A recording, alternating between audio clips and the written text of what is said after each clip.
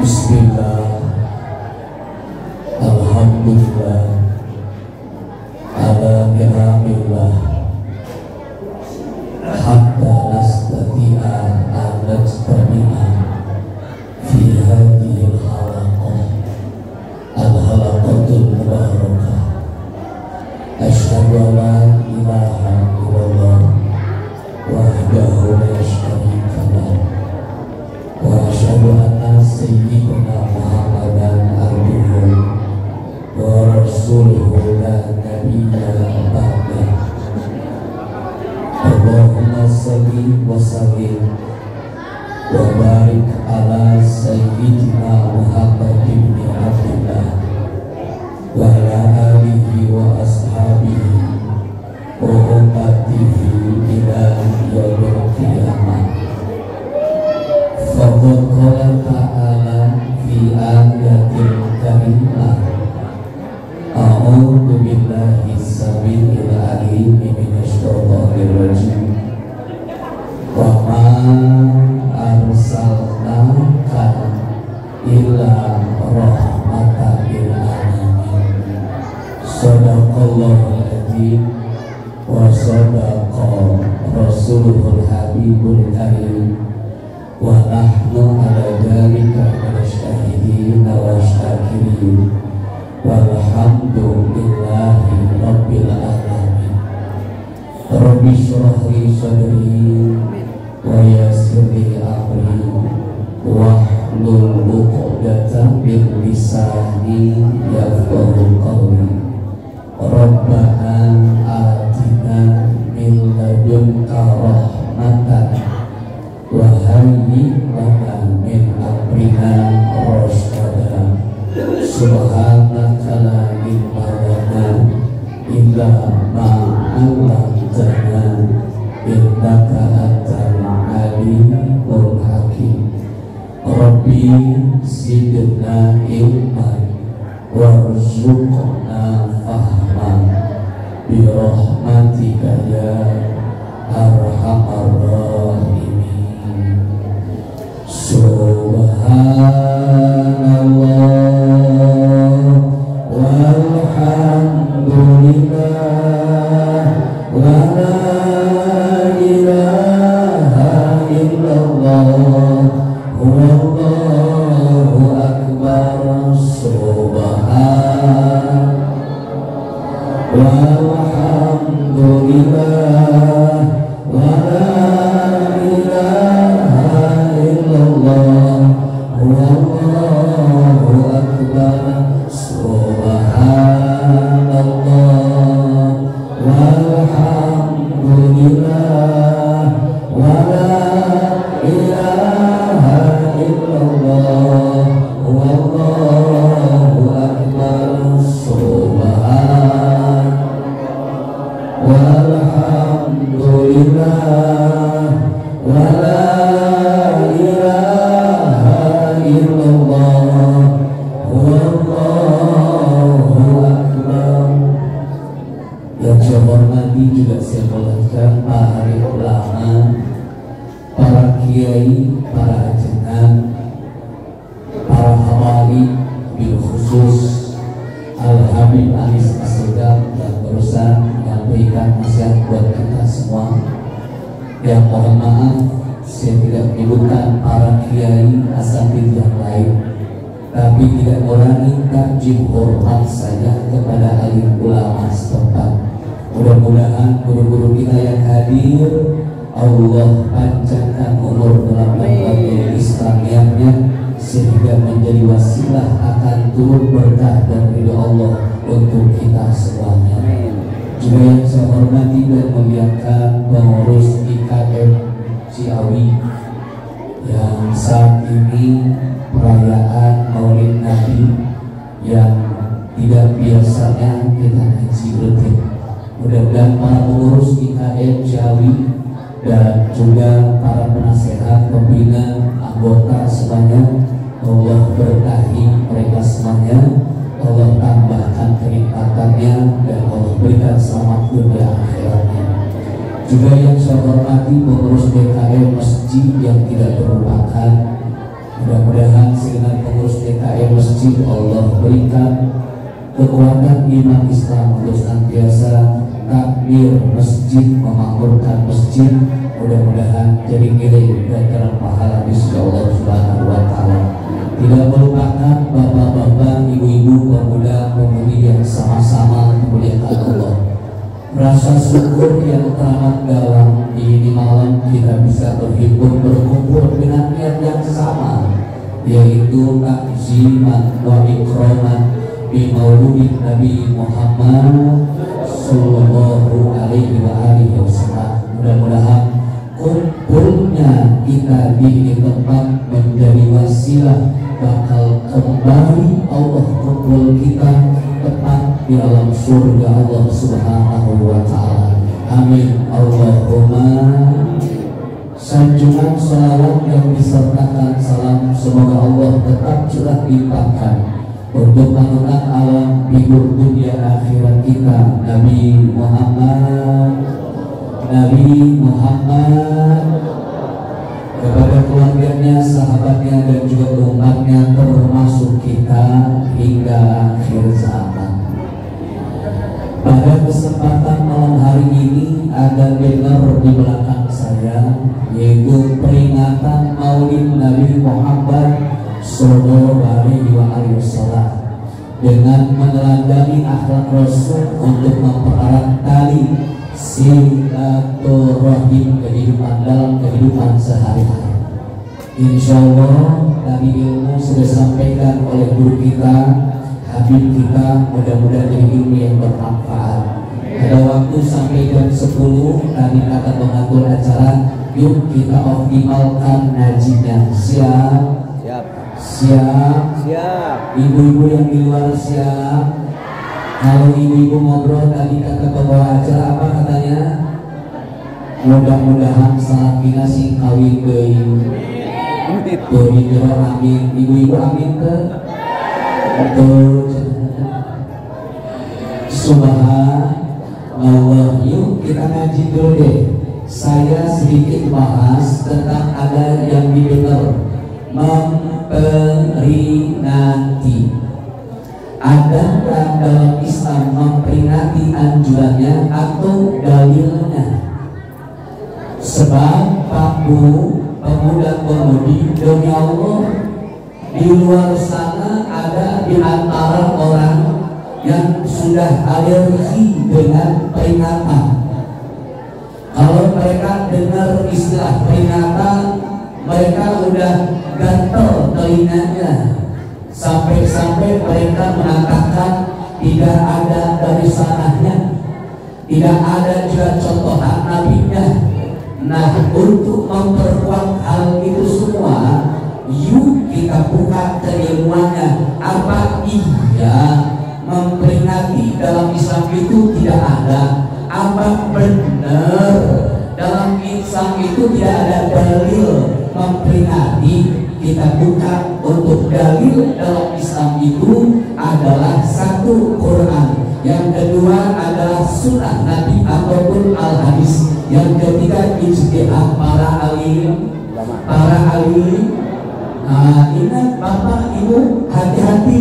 Ada orang yang suka bicara dalilnya menggunakan dengan tuh di Mekah, di Madinah juga tidak ada. Tuh di Mekah Madinah juga nggak ada kayak gitu-gituan.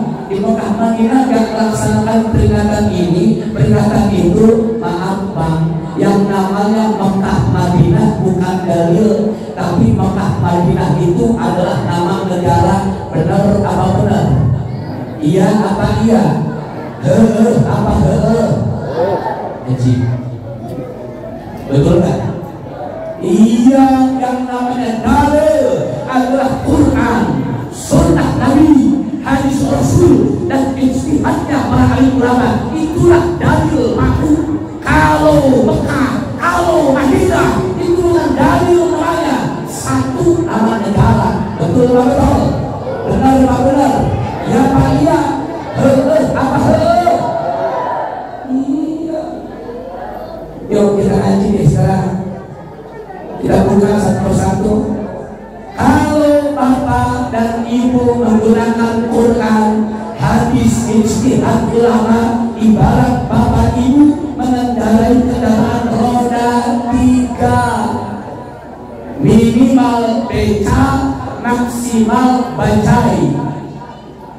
Ada yang tahu bajai? Apaan? Mirip bemo, namanya bajai. Rodanya berapa? Rodanya berapa? 3. Minimal beca, tahu beca? Rodanya berapa? 3. Bila bapak ibu mengendarai kendaraan roda 3, lalu kemudian di depan bertemu dengan lampu merah, kebetulan lampu merahnya yang bernyala, saya tanya, kendaraan yang digunakan oleh bapak ibu berhenti atau tidak? Berhenti atau tidak? Kalau berhenti, kaki bapak ibu ke bawah apa tidak? Kehandap ke bawah tidak? Tidak. Kenapa? Terus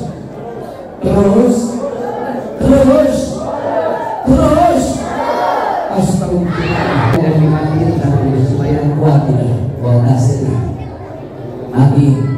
Lampu di kamar mandi, lampu di mana kayak mati. Kayaknya tegangannya kurang. Belum. Atau mungkin suara saya kekerasan jadi kamu gitu. Nah, oke, saya pahami suara saya. Terus.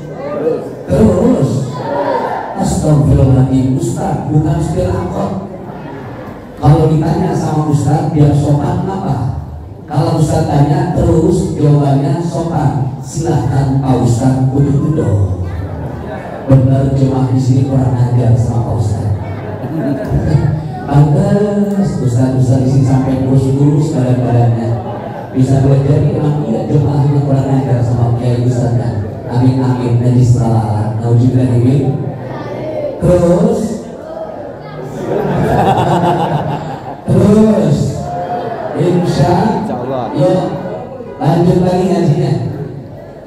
Apabila kita mengendarai kendaraan roda 3, minimal beca, maksimal bajai. Dulu Bogor punya kendaraan roda 3, bemo namanya. Di depannya ada lampu merah, pun yang menyala adalah lampu merahnya. Ketika kita berhenti di kendaraan roda 3, demi Allah kaki kita tidak bisa turun ke bawah. Betul Pak? Betul? Iya Pak? Iya. Benar. Kenapa? Kendaraannya sudah stabil, kendaraannya nggak perlu kaki kita turun. Kenapa? Tidak akan pernah jatuh. Benar Pak? Benar. Nah itu sama ketika bapak ibu jemaah sekalian menggunakan dalil Quran, hadis dan juga sunnah dan juga yang dikatakan ijtihad para alim ulama, hingga hukum kita pegang. Tapi kalau bapak, kalau ibu hanya sedang menggunakan Quran dan hadis Nabi, ibarat bapak ibu menggunakan kendaraan roda 2, minimal sepeda, maksimal motor. Saat bapak ibu berkendaraan roda 2 di depan pas lampu merah berhenti, saya tanya berhenti apa tidak kita? Saya tanya kakinya turun apa enggak? Kalau enggak turun kenapa? Logika kita mulai berpikir, logika kita mulai juga bekerja. Apa? Iya loh, kalau seandainya saja kita mengendari kendaraan roda 2, motor maksimalnya di depan ada lampu merah nyala, kita berhenti. Mau tidak mau kaki kita pasti satu turun ke bawah. Untuk apa? Menahan jaga motor yang kita kendarai. Betul? Lah apalagi apabila bapak-bapak, ibu-ibu serta pemuda-pemudi memegang yang dikatakan sumber hukum Islamnya cuma Quran saja, kagak pakai hadisnya, apalagi ijtihad para alim ulama, maka ibu bapak sama dengan menggunakan kendaraan beroda 1. Tidak semua orang bisa. Betul. Apalagi ketika di depan lampu merah nyala, kita berhenti dengan kendaraan roda 1-nya. Saya tanya, kaki perlu wajib ke bawah atau tidak? Wajib. Lihat, makanya kalau menghukumi jangan suka sembarang. Kalau mau mencari dalil biar benar dan jelas, jangan sampai benar betal nyalah betal juga kagak ada dari soalnya, betal juga kagak ada dari contoh tadinya. Jangan dulu saudara. Nah sekarang adakah dalil yang dikatakan memperingati? Kita petik dalam Al-Quran terlebih dahulu. Yang pertama, adakah kiranya peringatan dalam Quran? Ternyata kita buka surah Az-Zariyat, kalau kagak salah ayat 55. Allah Subhanahu wa ta'ala firmankan, fadzakir fa inna dzikra tanfa'ul mu'minin. Fadzakir, maka adakanlah peringatan, fa inna dzikra, maka sesungguhnya peringatan itu amat sangat bermanfaat untuk orang-orang yang beriman. Masya Allah. Ini Allah baku yang bicara dalam Quran. Ini Allah baku yang menyampaikan dalam ayat Quran. Berarti jelas yang pertama dalilnya dalam Quran memperingati ada. Ini banyak manfaat ini. Peringatan-peringatan, apalagi di malam. Apa manfaatnya untuk kita orang-orang Islam? Demi Allah. Apa demi Allahnya? Yang kagak pernah datang ke masjid, dia ada yang peringatan datang ke masjid. Betul. Iya. Kalau ngaji rutin kagak pernah datang, tapi ketika ada peringatan maulid datang dia. Kenapa? Ini manfaatnya. Lah apalagi yang dikatakan dengan memperingati maulidnya, siapa tahu di antara orang-orang Islam masih ada yang belum kenal dengan Nabi Muhammad SAW.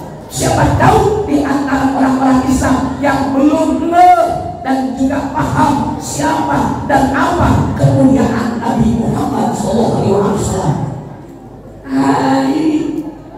Manfaatnya banyak. Apalagi manfaatnya? Manfaatnya adalah silaturahim.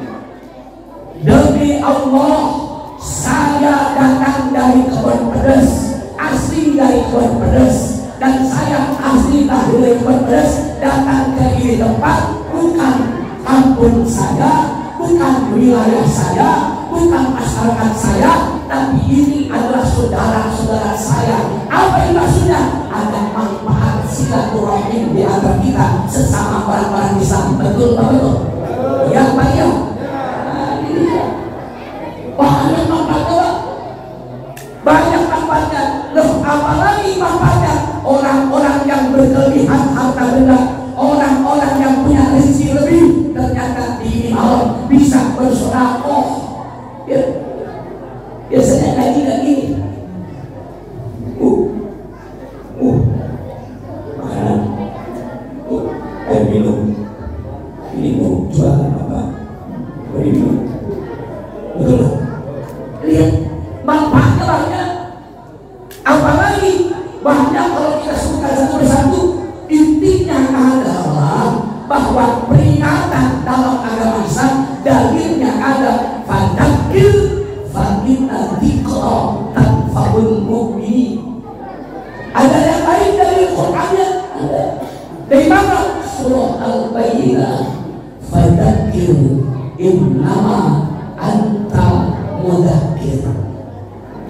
Ada peringatan oleh engkau wahai Nabi Muhammad. Innaka anta mudzakir. Sungguh kau ini terutus dan diutus untuk memberi peringatan. Nah berarti apa? Tulisan oleh panitia memperingati atau peringatan ada dalilnya. Oh itu dalam Quran, ada dalam hadis? Yuk kita buka hadis sekarang. Mana hadisnya? Hadisnya Pak tak kalah bagi Rasul. Kemudian Nabi SAW Nabi datang ke kota Madinah Pak. Ketika baginda Rasul datang ke kota Madinah, ternyata baginda Rasul jumpa dengan orang-orang Yahudi. Dan ketika orang-orang itu Yahudi dijumpai oleh Nabi, ternyata orang Yahudi itu sedang berpuasa. Bahkan Nabi, lalu Nabi nanya sama orang-orang Yahudi,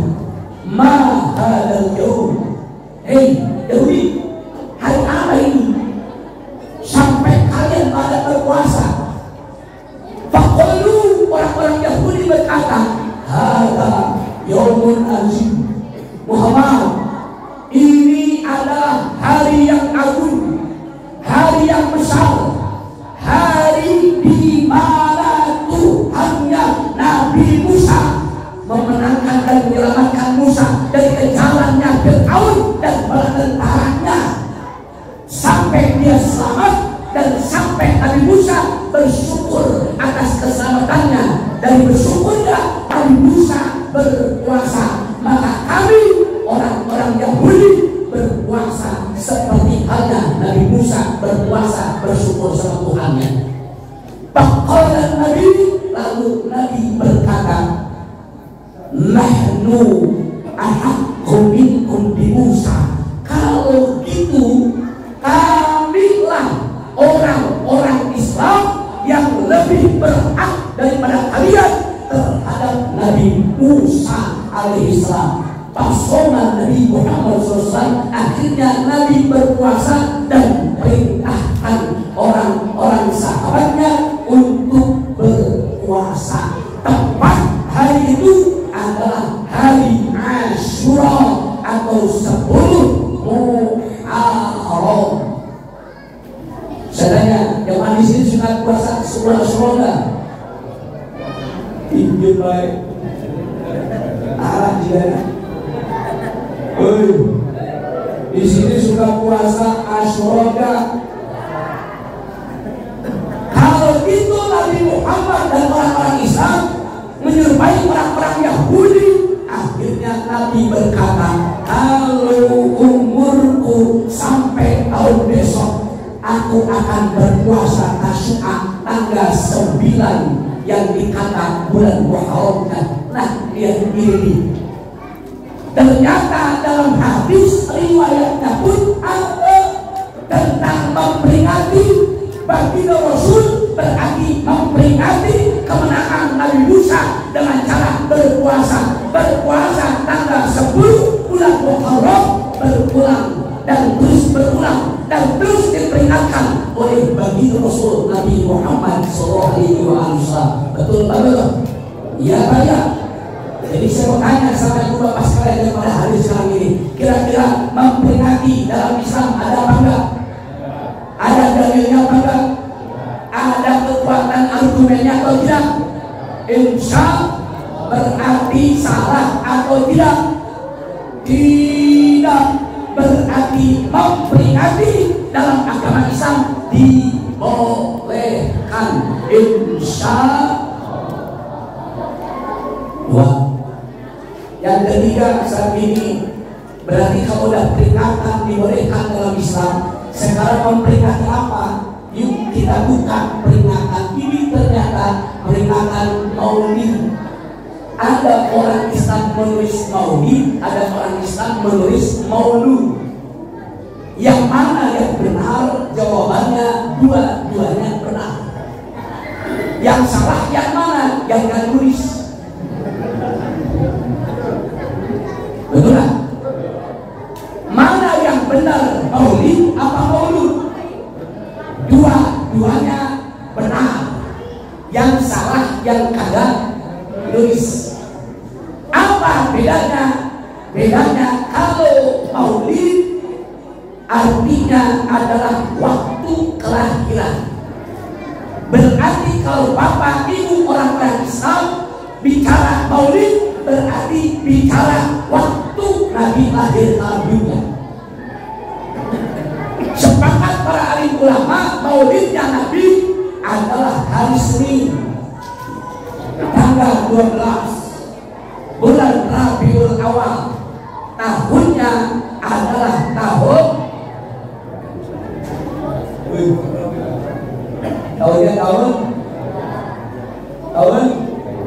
coba bilang tahun berapa? Sepakat tahun itu adalah 571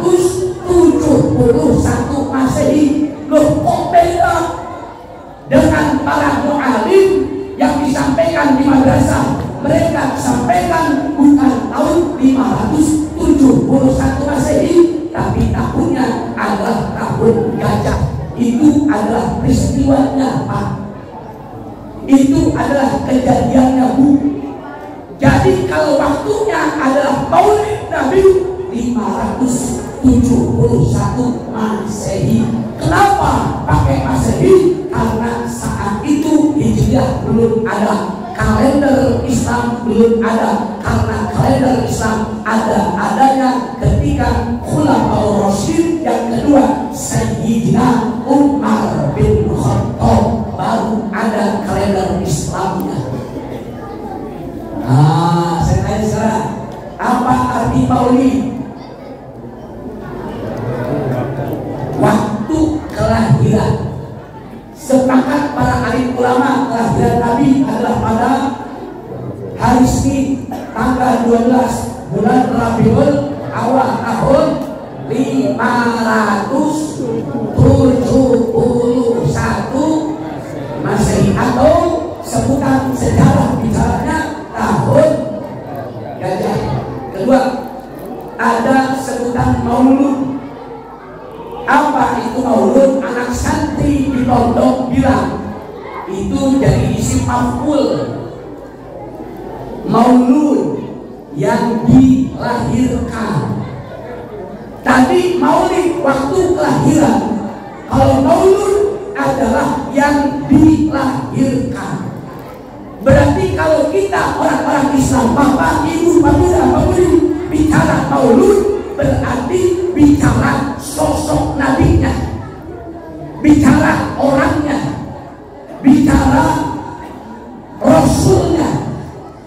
Kalau kita bicara Maulud, nah ini yang dikata dengan Maulud. Berarti ayo kita bicarain sosok nabinya, Maulud. Kalau Maulid tadi waktu lahirannya, sekarang Maulud sosok nabinya. Emang gimana Nabi? Wah, Masya Allah. Saya pernah baca itu dalam satu dialog saya. Muhammadun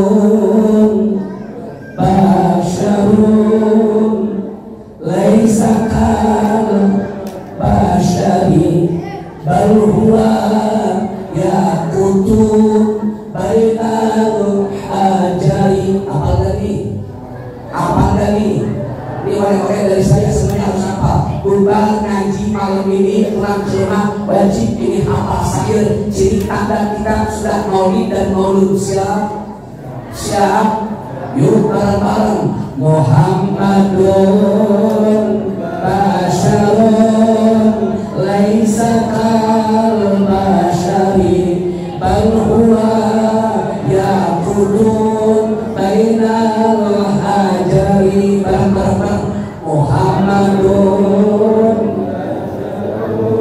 laisa kal bal huwa yaqutun bainal hajari. Terus Muhammadun laisa kal basyari bal huwa yaqutun bainal hajari. Muhammadun basyarun laisa kal basyari bal huwa yaqutun bainal hajari. Surah apa itu surah? Muhammadun basyarun laisa kal basyari bal huwa yaqutun bainal hajari. Ibu pada main, saya ganggu apel rambut, tak bisa dia selawat kada apel-apel. Yuk kita bahas Indonesianya. Muhammad itu manusia, tapi bukan manusia biasa. Dia intan permata di antara bebatuan. Muhammad itu manusia, tapi bukan manusia biasa. Dia intan permata di antara bebatuan. Lagi Muhammad itu manusia, tapi bukan manusia biasa, dia intan permata di antara bebatuan. Muhammad itu manusia, tapi bukan manusia biasa. Dia intan permata di antara bebatuan. Dari atas bahasa Arab yuk. Muhammadun masyaallah laisa bal huwa yaqutu bainal hajari. Muhammad itu manusia tapi bukan manusia biasa. Dia intan permata di antara bebatuan. Apa itu? Muhammadun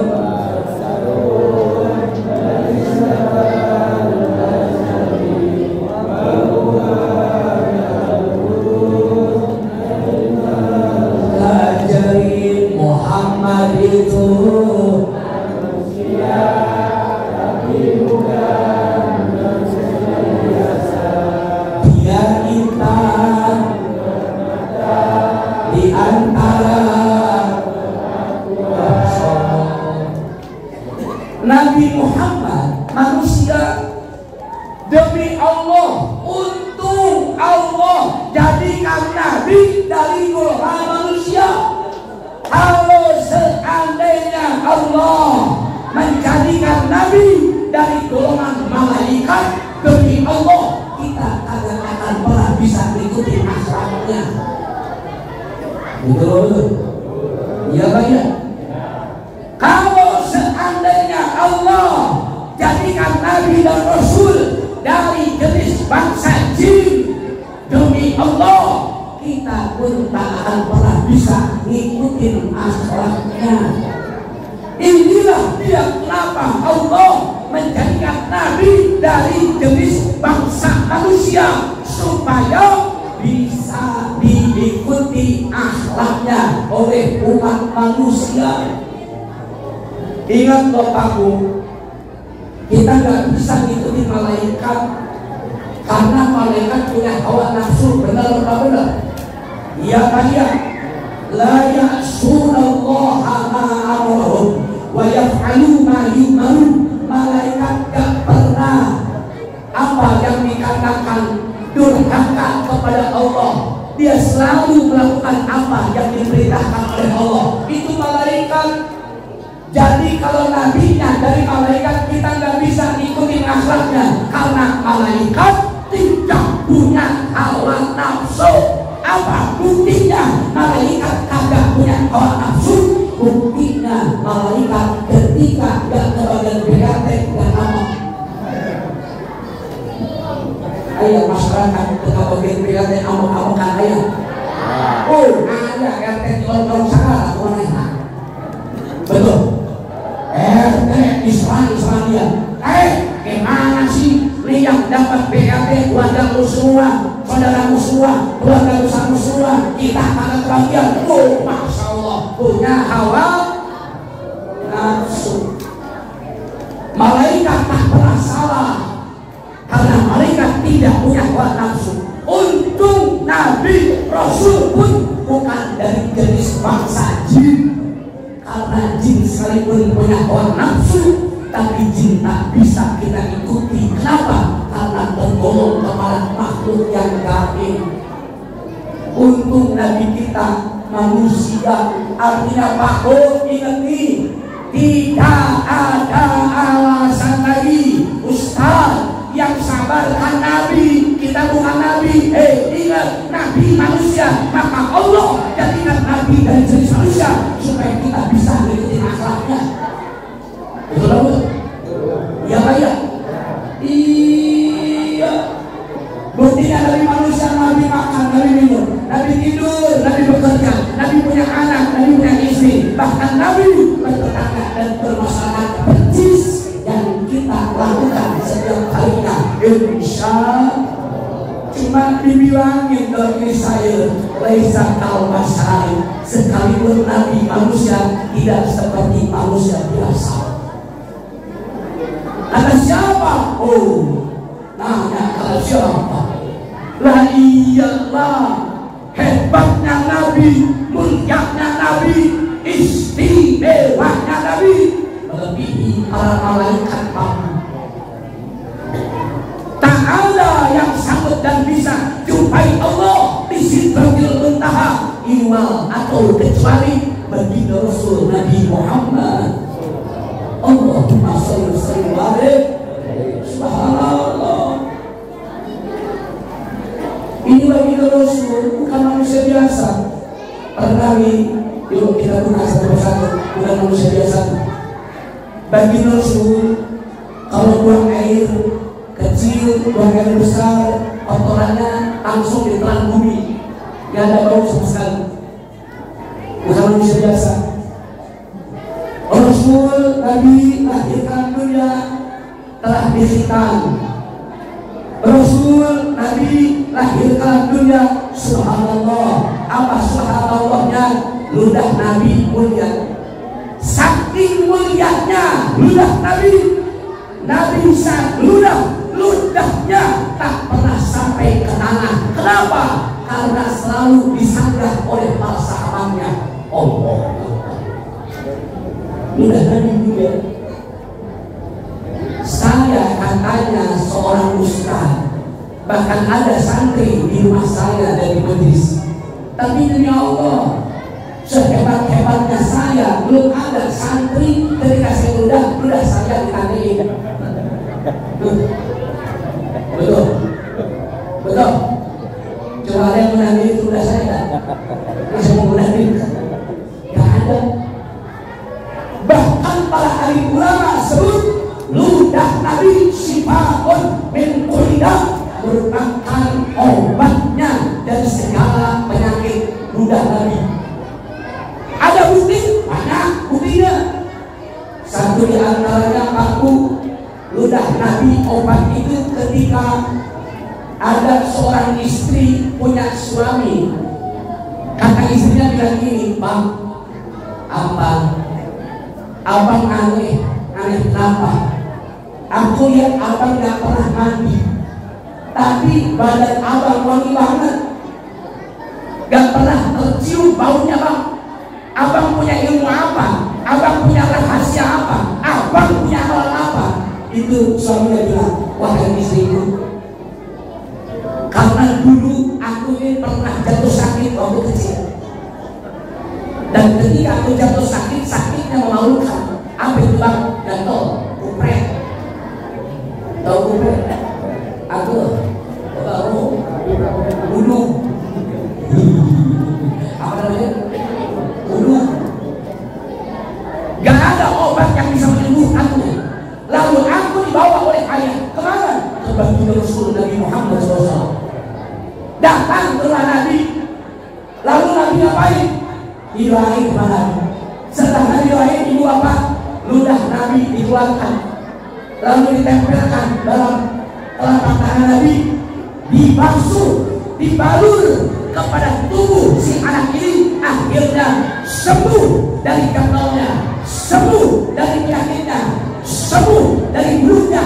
Bukan segera sembuh, tapi ini dia orang menimbulkan aroma yang teramat wangi sekali sampai saat ini. Hai istriku, Masya Allah, ludah Nabi,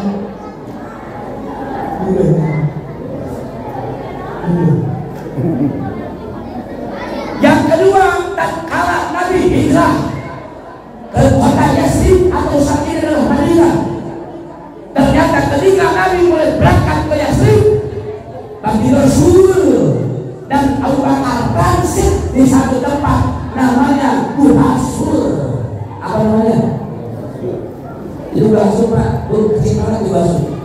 Ketika bagi Rasul masuk dan Abu Bakar, Masya Allah, Allah, itu saking kecilnya sampai Nabi kepala beliau dan mulia ada di mangkuan Abu Bakar.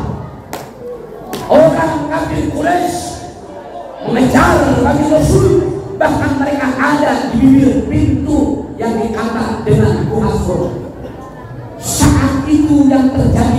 Abu Bakar berkeringat keras memuncul dalam tubuh Abu Bakar sampai keringat Abu Bakar jatuh ke pipi bagi Rasul Hanan sampai Nabi lihat wajah Abu Bakar kemerah-merahan. Hei Abu Bakar, kenapa kau menangis? Tidak ya Rasulullah, aku tidak menangis. Apa kau takut? Tidak ya Rasulullah. Kau kenal? Tidak ya Rasulullah. Kau takut dibunuh oleh orang-orang kami Quraisy? Tidak ya Rasulullah. Tapi kenapa kau nangis? Aku tidak menangis ya Rasulullah. Tapi kenapa kau sampai berkeringat banyak ini? Karena aku dipatuk oleh ular ya Rasulullah. Wah, dilihat kakinya itu Abu Bakar, aku benar membengkak kaki. Kaki Abu Bakar membengkak. Saat itu ular begini siap-siap mematuk lagi. Qadarullah, izin Allah. Ini ular ditanya sama bagi Rasul. Hei ular, tega niat kau mematuk kaki sahabatku. Dia orang baik, dia orang soleh, dia bela saya. Kenapa kau sampai mematuknya? Ular berkata, duhai Rasul, aku sebenarnya tidak niat mematuk kaki sahabatku. Tapi ketika aku mulai lahir dalam dunia, aku kenal semua makhluk-makhluk Allah memuji Engkau, memuliakan Engkau, sampai aku berkata sama Allah, duhai Allah, pertemukanlah aku dengan kekasihmu Nabi Muhammad SAW. Akhirnya Allah berkata, duhai ular, kalau seandainya kau ingin berjumpa dengan kekasihku Nabi Muhammad, tunggulah di Gua Sur, nanti dia bakal datang ke sana. Allah Akbar. Saya ketika lahir sudah jalan ke sini ke Gua Sur untuk menunggu kau datang ke sini ya Rasulullah. 800 tahun aku tunggu kau di sini dan kau sekarang datang. Ketika kau datang, aku ingin melihat wajah dan muliamu. Ternyata kaki daripada sahabat menghalanginya dan jadilah yang tak patut dia. Oh, sorry. Sekarang sampai itu akhirnya bagi Rasul tersenyum.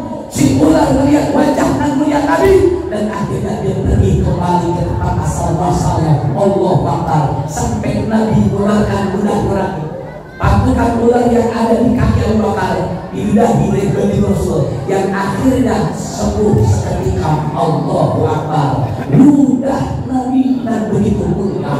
Insya terakhir kamu, terakhir, kita tidak akan bisa mengikuti jejak akhlak Nabi bila kita tidak mengenal Nabi. Kita tidak bisa mencontoh akhlak Nabi apabila kita tidak merasa mahabbah kepada Nabi Muhammad SAW.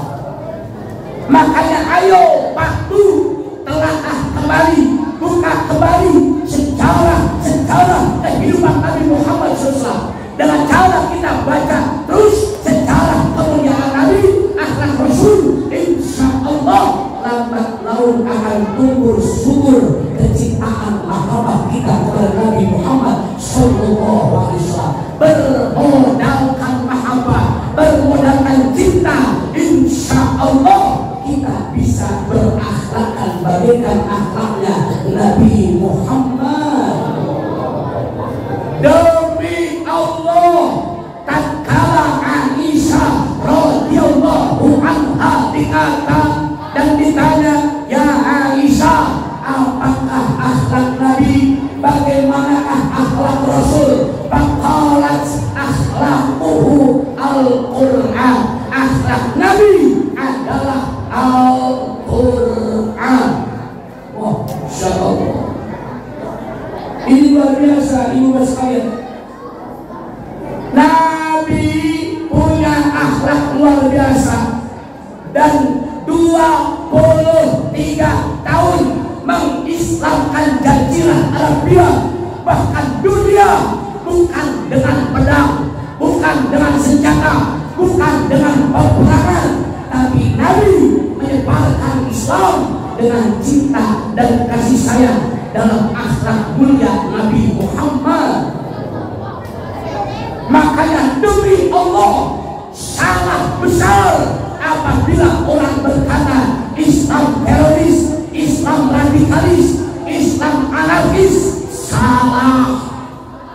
Kalau memang iya Islam teroris, Islam radikalis, lihat Candi Borobudur masih tegak berdiri dan dihancurkan oleh Wali Songo. Betul betul? Benar? Iya Pak, iya. Iya.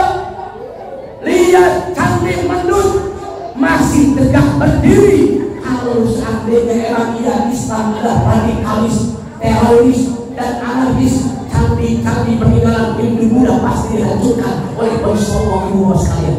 Tapi karena Islam rahmatan lil alamin, menebar menyebar cinta dan akhlak dan mulia, sampai Islam bisa diterima di mana saja, di bangsa mana-mana dan di negara manapun saja, Islam bisa diterima. Insya apalagi sekarang sudah terbukti sepak bola dunia, lihat. Masya Allah, hidup Maroko, Islam, betul kan? Ini ada di Piala Dunia, ini syiar Islamnya gede banget. Semua tertarik dengan Islam. Orang Korea, orang kafir pakai jubah. Mudah-mudahan awalnya pakai pakaian muslim, besok lusa dan masuk Islam semua muslim dunia. Betul kan? Iya, insya yang lebih hebatnya cinta, mahabbah, ngikutin akhlak Nabi. Insya Allah kita akan dibangkitkan pada hari kiamat. Dalam kematian kita telah nanti oleh Allah bakal dikumpulkan bersama dengan Nabi Muhammad Sallallahu Alaihi Wasallam. Tidak ada kebahagiaan, tidak ada keselamatan, tidak ada harapan, dan tidak ada asa dan cita kecuali selamat dunia akhiratnya. Amin Allahumma. Yuk Bapak Ibu sekalian, kita tunjukkan akhlak Nabi dengan cara kita memiliki apa perasaan suka dan duka, merasakan kedukaan orang lain dan merasakan kebahagiaan orang lain. Siap. Saudara-saudara kita di Cianjur, saudara-saudara kita juga di Garut, saudara-saudara kita di Sukabumi, bahkan saudara kita di Gunung Semeru, apa itu namanya? Lamongan, Lumajang. Mereka tertimpa musibah. Mereka yang terdampak gempa, kita pun teruji oleh Allah sejauh mana solidaritas di antara kita semua. Kalau kita merasa seiman, seislam, seakidah, seumat Nabi Muhammad, insya Allah kita tidak akan berangkut tangan, kita tidak akan diam, kita akan tolong bahu membahu. Kita saudara-saudara yang ada di Cianjur, yang ada juga di Garut, yang ada juga di Sukabumi, yang terdampak musibah gempa bumi, banjir bandang dan erupsi daripada Semeru gunungnya. Mudah-mudahan saudara-saudara kita yang meninggal dunia yang tertimpa musibahnya, mudah-mudahan menjadi mati syahid. Mudah-mudahan juga iman-iman Islam mereka diterima oleh Allah dan ditempatkan di Allah yang paling mulia. Mudah-mudahan saudara-saudara kita yang tertimpa musibah, yang hanya sedang luka dan sebagainya, Allah beri kekuatan iman Islam agar mereka sabar menghadapi musibah, dan kita disentuh oleh Allah sejauh mana keimanan kita, solidaritas kita. Apakah kita akan diam saja berpangku tangan hanya sedang mendoakan tanpa mengeluarkan harta benda untuk mereka semuanya? La yu'minu ahadukum hatta yuhibba li akhihi ma yuhibbu li nafsihi. Tidak dianggap iman seorang di antara kalian sebelum kalian mencintai saudaranya seperti dia mencintai dirinya sendiri. Saudara kita di Cianjur dan tempat-tempat yang terkena musibah, mereka sedang berduka. Apakah kita berduka seperti apa yang dirasakan oleh mereka? Itulah nilai keimanan di antara kita semuanya.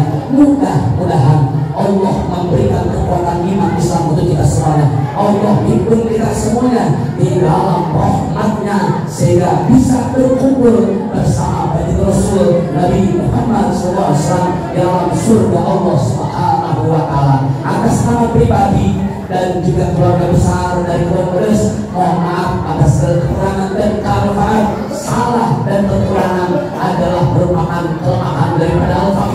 kelebihan adalah merupakan karunia Allah Subhanahu wa taala. Billahi taufiq wal hidayah. Wa a'udzu bikum. Assalamualaikum warahmatullahi wabarakatuh.